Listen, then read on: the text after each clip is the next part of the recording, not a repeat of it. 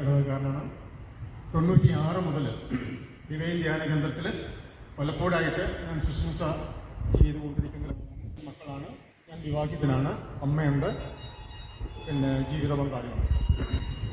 പുറപ്പാടിൻ്റെ പുസ്തകത്തിൽ 9-ാം അധ്യായം 16-ാം തിരുവചനം പറയുന്നു, എൻ്റെ ശക്തി നിനക്ക് കാണിച്ചു തരുന്നതിനും അതുമൂലം എൻ്റെ നാമം ലോകം മുഴുവൻ പ്രഘോഷിക്കപ്പെടുന്നതിനും വേണ്ടിയാണ് ഞാൻ നിന്നെ ജീവിക്കാൻ അനുവദിച്ചത്. മനസ്സിലായത്?